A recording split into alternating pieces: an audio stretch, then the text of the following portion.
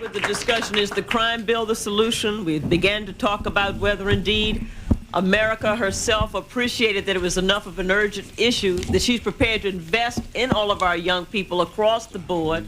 Let me ask you, Gator, you want to speak to it? The crime bill appears to make sense, but it don't make sense. I'm saying it because I'm a part of the element that was once locked away. It's still a part of a major form that they're trying to lock the African-American youth away. We got to understand that the penitentiary is a business, and it's about locking us up. No African-American will have a soap contract, a sheet contract, or a polish contract for the floors that they're going to have them brothers polishing. What I'm saying is that everybody asking for funds to be brought. Let's think about the funds that the Justice Department is paying for an initiative that's going to do biochemical and genetic testing on the African-American youth. I come to find out since I've been here, they got 11,000 subjects in Chicago alone that they tested on, Reverend Jackson. Okay?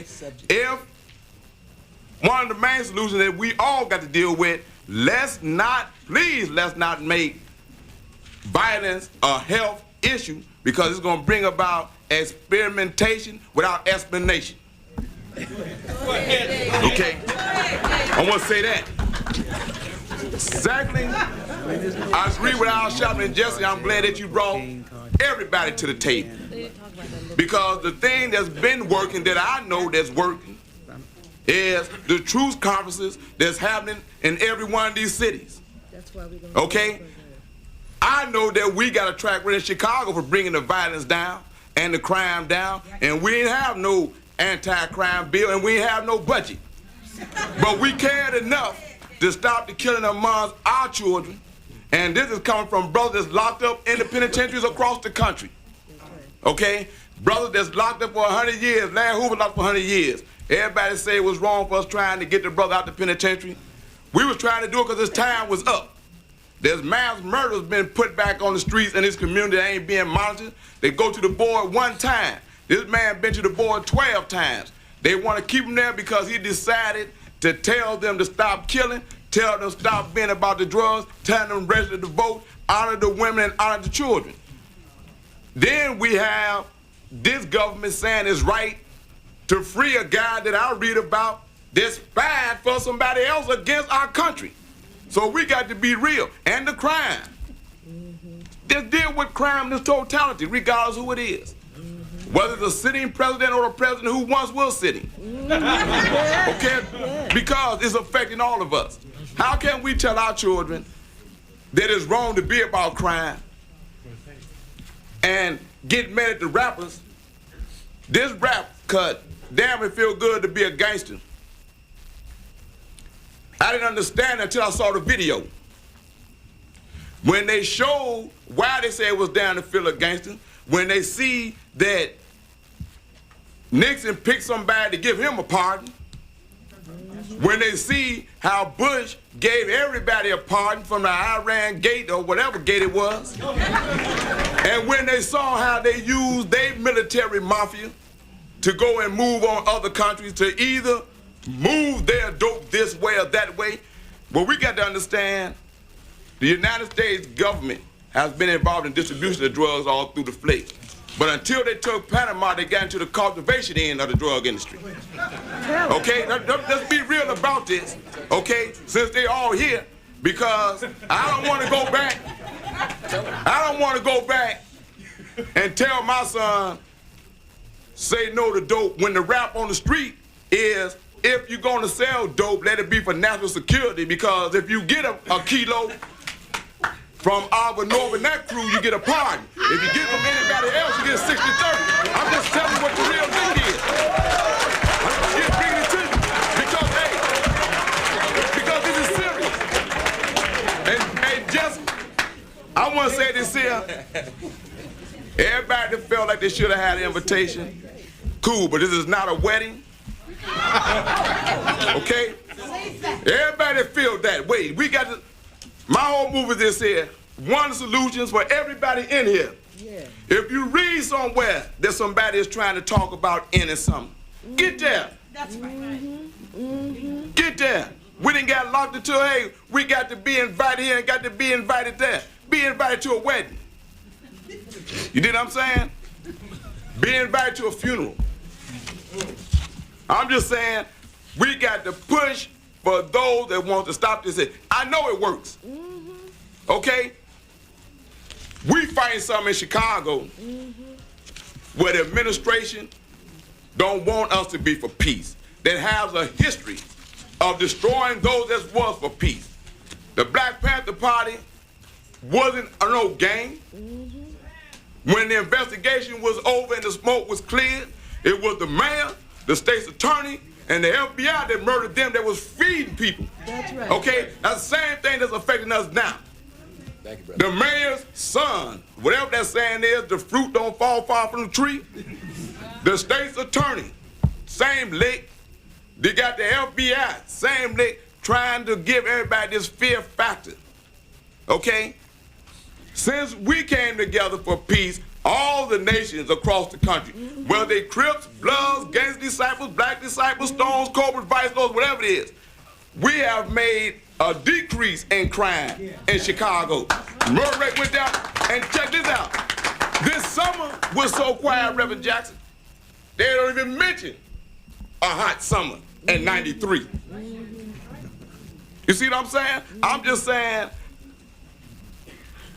what you doing is educating us because it gives us the strength to go back and tell the brothers in the street that this here is no joke this time.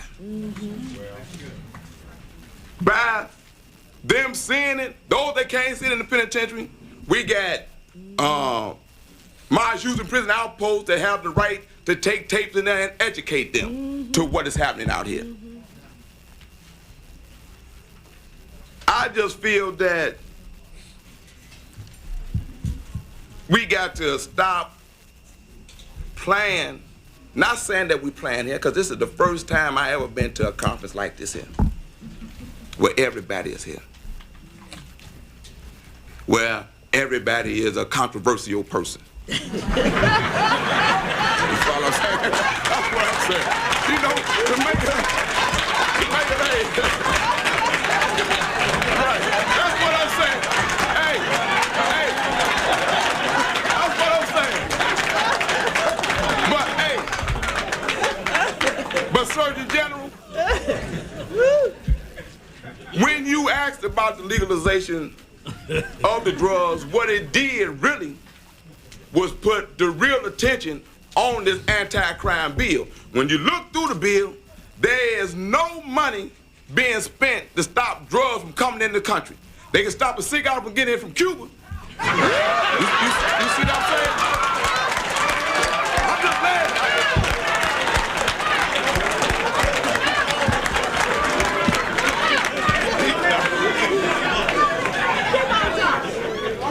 I'm just landing. We're seeing where every time it come around for an election, they get elected with putting the fear factor on the people, and we feel the effect. When they say in Illinois, Edgar wants to build a penitentiary for $60 million. Oh yeah, that's after you get through with the sheet contract. What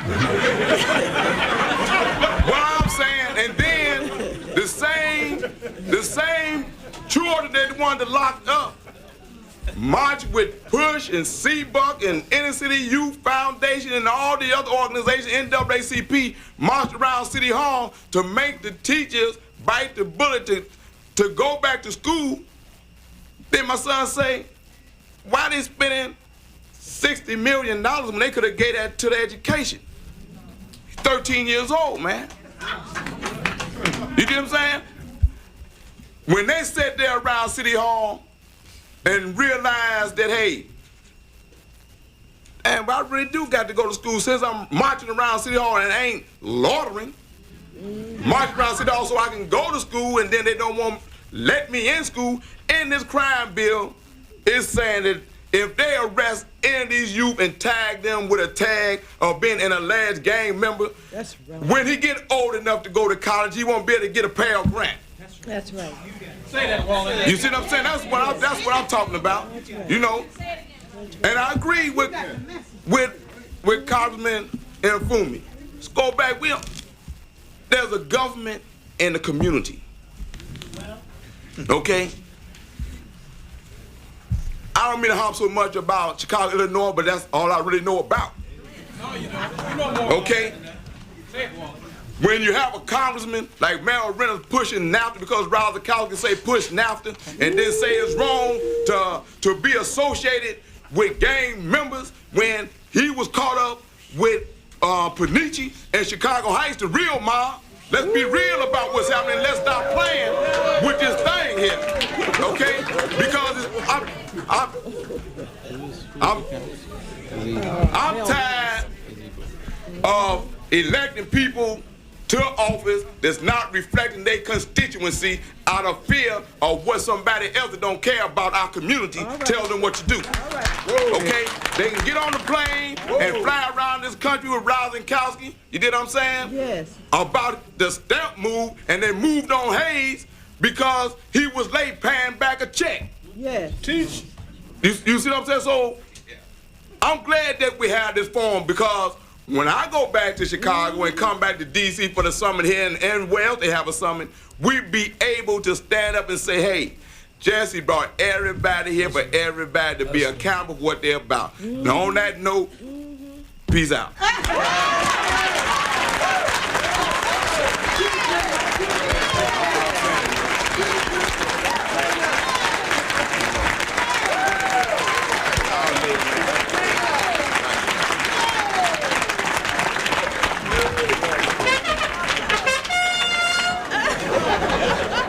This gentleman needs no introduction. But before I introduce him, I'd like you still to know that we have some members here from the Black Disciple Nation, and that's Minister Fontaine, and he's in the back, and Coleman Lawton, Michael Dortch. But Gator Bradley is a man on the cutting edge.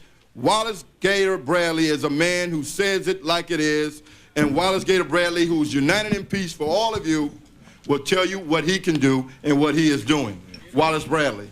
Thank you. Thanks, Brother Earl. Wallace Bradley, Gator who? I did 4 years in a day in Stateville Penitentiary. Former enforcer for, yeah, that's it, right? That's my mellow, Bill. You better get it back over here. Yeah, they used to run like that, but then they ran from Moses too for a time, right? I did 4 years in a day in Stateville Penitentiary. Armed robbery, a former gang enforcer for the Gangster Disciples. Now I'm an advocate for growth and development up under the leadership of Larry Hoover, a brother that's been locked up for 20 years in Stateville Penitentiary. Like a lot of brothers that's in the penitentiaries across this nation, that's willing to do something positive since Reverend Jackson has told them they must be accountable to bring an end to the death and mayhem that's being played in our community.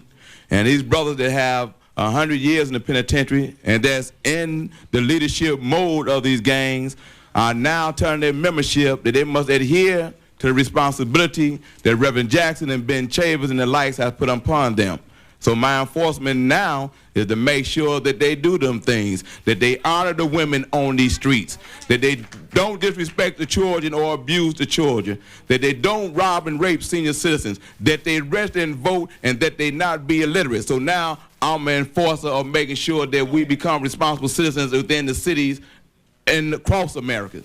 Secondly, I got executive clemency, Brother Bill, from the governor with the help of Jesse Jackson and Reverend Willie Burrow. So I forgot to mention Brother Farrakhan. right. Hey.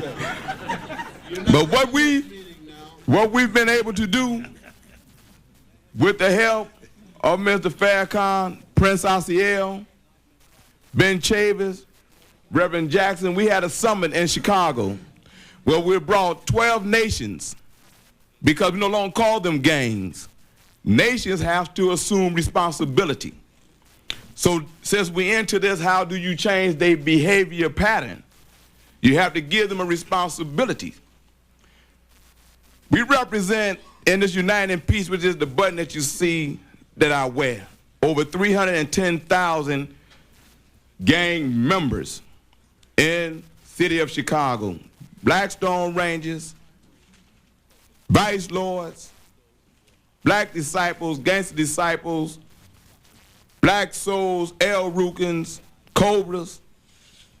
They all came together for peace October 25th last year in Cabrini Green because we heard on public radio a young lady by the name of Marion Stamps say, "Where are the brothers?"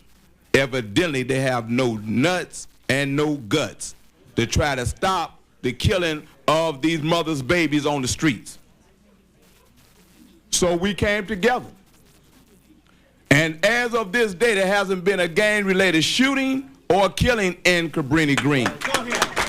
I'm here. These are not my statistics. The crime rate in Chicago has came down 27% without the help of Mayor Daley, without the help of Egan. Okay? The murder rate this year compared to last year has came down 10% without their help. They're more fighting us for trying to bring peace about in our community. And that's what frightens me more than anything. When a lie can go around the country that says if you turn your lights out on your car, a gang member will kill you, and then we find out that the lie was sent by a fax from the Chicago FBI office, that's what you got to be afraid of. When you can see today that the same man that arrested Noriega pleads guilty and get a 2-year sentence for stealing $700,000, that's what you got to be worried about. Okay, when you see that the drugs being brought into our community by the CIA in the 90s, not in the 60s and the 70s, into our community, that's what we got to be worried about. But the change of behavior is for the youth to know, because we're going to send a tape back of this conference through the penitentiaries so that they know that there's people here that care if you're going to assume the accountability to change your life around for our people. Okay? I don't mean to scream, I just get heated. Okay? When the brother Larry Hoover wrote a letter from the penitentiary asking all the gang leaders to assume those responsibilities, it meant a lot, because no longer can anybody that violate this peace hide in no jail cell, hide in no penitentiary, and it will not be covered by no gang member or nation leader on the streets. We turn them over to the community. We deal with the African American Patrolman League.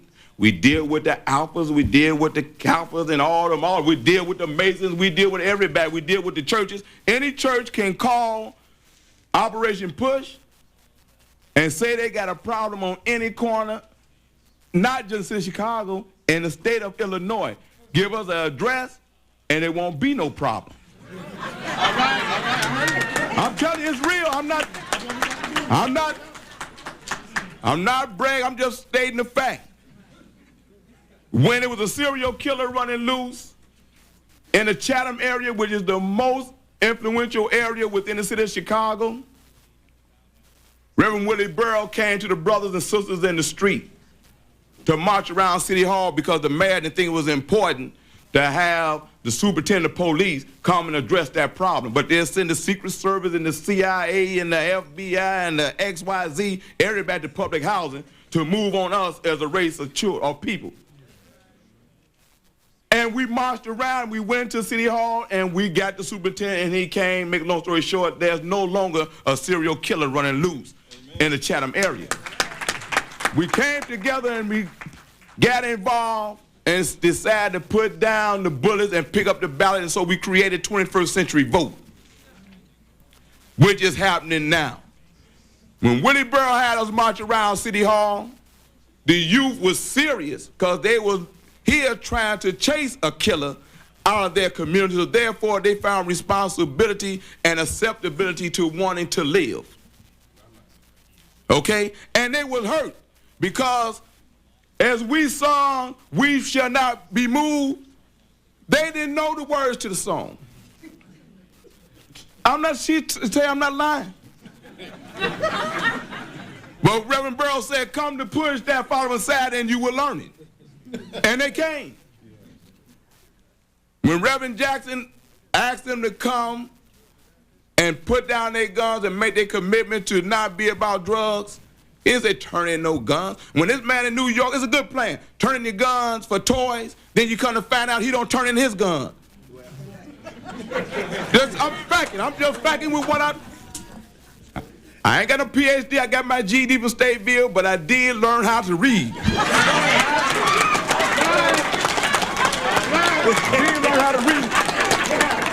And one thing I learned from Reverend Jackson, they can't say he put nothing up because he put it in their face. I didn't say it, Washington Post said it.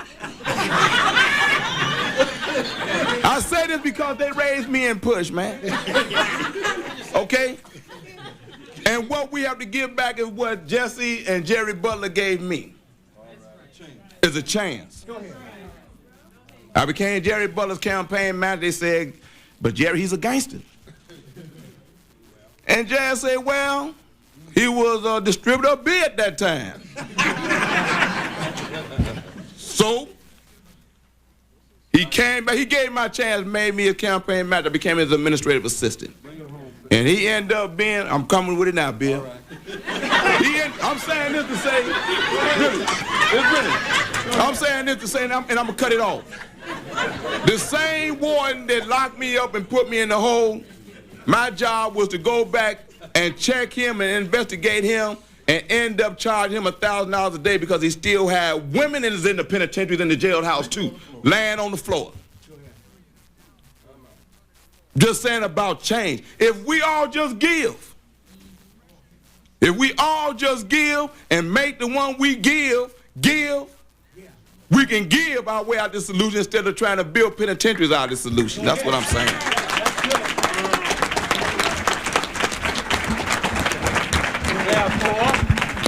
Therefore. No more therefore. There's no more therefore. And I'm ready to go to prison now. You make another long speech like that, and I'm not going to do anything. I'm just walking in there to get away from you, Gator.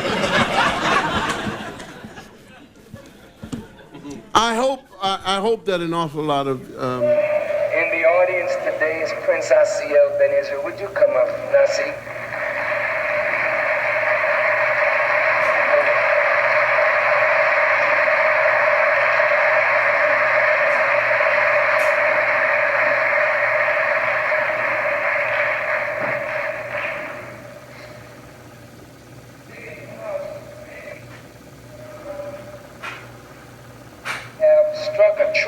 In the gang-related killings. And Nasik Asiel Ben Israel and Brother Gator and these brothers, I know that they are Hebrew Israelites. Come on up, brothers, please. Have been working with Nasik Asiel Ben Israel and brother and others. Brother Fontaine from the Black Disciples. Where's brother? He's on his way. These brothers have been working to bring about a truce. And I think they deserve our gratitude. Nasik Asiel Ben Israel, Brother Gator, Brother Fontaine.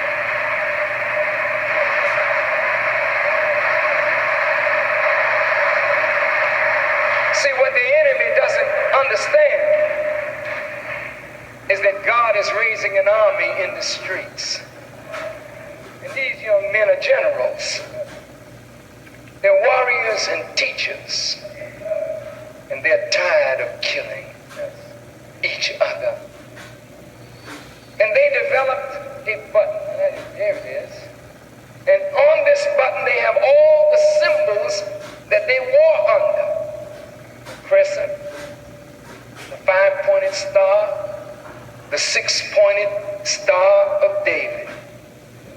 So today we brought together my Hebrew Israelite brother from the nation of Israel with the nation of Islam. These are Hebrews and Muslims that love each other. Yes, sir. I don't know about the Jews over there now, and the Muslims, they don't get along. But these, we are one. And so, the six-pointed Star of David, which is a great symbol, and isosceles, two equilateral triangles, one up, one down, 6 sides, 6 points, 6 stars, 6 angles, and every angle 60 degrees. Beautiful symbol. The 5-pointed star of the Nation of Islam, beautiful symbol, and the crescent. But these are symbols. All they do is represent a great truth. You are not a symbol, you're a real thing. So we shouldn't let the symbols divide what the symbols were designed to guide the real people of God into divine unity. So